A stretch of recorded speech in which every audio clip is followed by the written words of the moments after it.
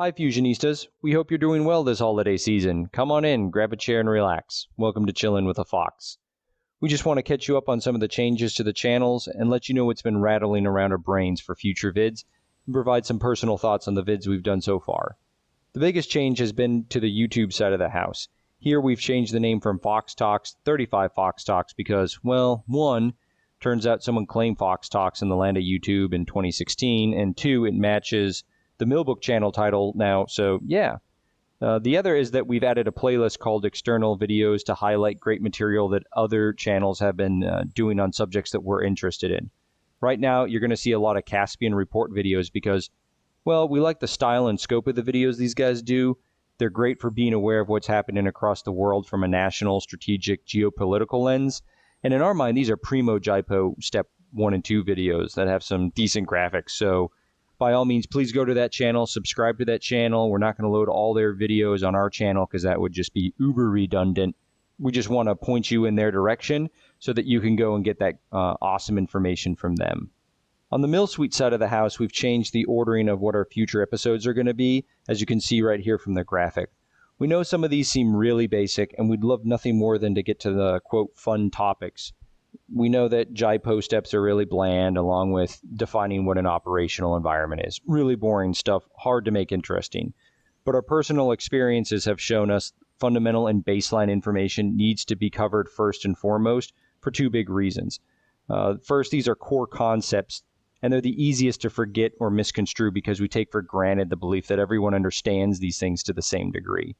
Second, they are key to understanding the situations we're going to go through in our story mode, which is the environment and narrative we're going to use to give context and background to the abstract concepts doctrine and schoolhouses seem to typically lay on us. You see, our overall concept is to steadily go through this story mode, but pause within key moments of the story to cover things in detail. Things such as anti-access aerial denial, or fire sacks, or fire for effect, or defense in depth. You know, all those things that are shown to you in doctrine are put up on a PowerPoint with a static graphic and then some words follow it, but you still are trying to visualize how it all ties together. Again, we're going to pause while we go through a narrative and then deconstruct all of that.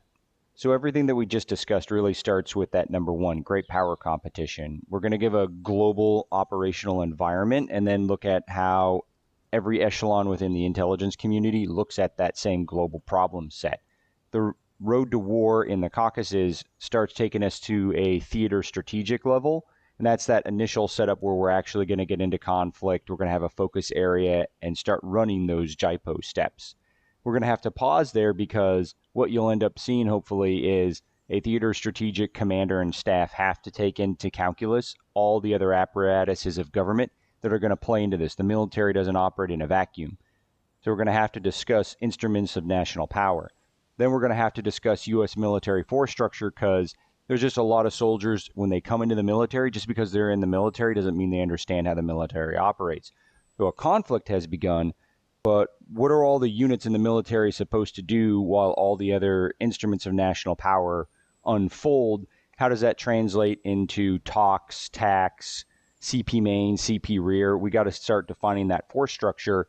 And then we move on to joint targeting because joint targeting is the foundational premise to everything that goes into prioritizing efforts, prioritizing resources, prioritizing effects, whether that's kinetic or non-kinetic within any plan that the military comes up with. So we believe everyone needs to firmly understand the basics of joint targeting before we start talking about how to execute targeting at speed in any of the vignettes within the story mode that we do.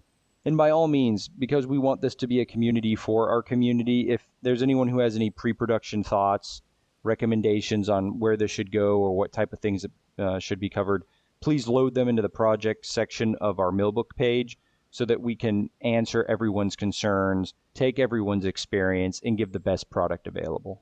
Also in Millbook, we've also added the contact information for a creative team.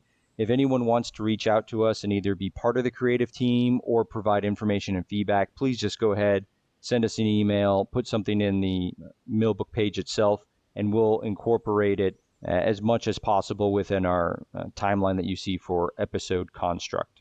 Speaking of feedback, we've gotten feedback that our videos are appreciated and are being used as training aids by leaders. These leaders are watching videos with their analysts and having discussions based on the material. And that's what we hoped would happen, and look forward to any more information from the community on how we can better enable this type of mentorship within our content. Regarding our first two videos, we hope we help make clear that there's no difference between IPB and JIPO. They are two terms for the same thing. However, there's a big difference between JIPO and the intelligence process. JIPO is what you use to make the plan, and the intelligence process is what you use to execute the plan. We also hope analysts who watch those videos walked away with an understanding that as a junior leader or manager, those terms should not be foreign to you, and that as a mid-grade leader or manager, you should know these terms and production requirements inside and out. Confusion and hesitation should not be on what JIPO is or what the intelligence process is, or heaven forbid, what an operational environment is. Those terms and processes are meant to be your security blanket when under pressure, not another thing for you to figure out when reacting to contact. Another big thing we want to convey is that your aspirational goal in JIPO Step 1 is to understand all of the PMISI, PT, METTC, and ASCOPE variables.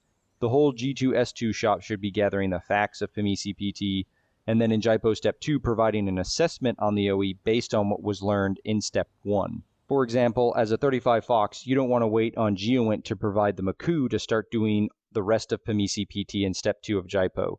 GeoInt works the physical environment and infrastructure piece of PMISI PT while you, the 35 Fox, and other single source analysts fill out the other facts of the operational variables and mission planning factors. You all come together as a team, a G2S2 team, at the end of the time allotted for JIPO Step 1 in order to provide the so what assessment of impacts to the commander and staff packaged in that thing called JIPO Step 2. If you all got any other takeaways, please let us know in the comments section of our videos on Mill Suite, and then hopefully we can talk about them later on in another one of these back porch sitting sessions over here by a fake lake. But in the meantime, it seems that we have nothing else really penciled in for this time.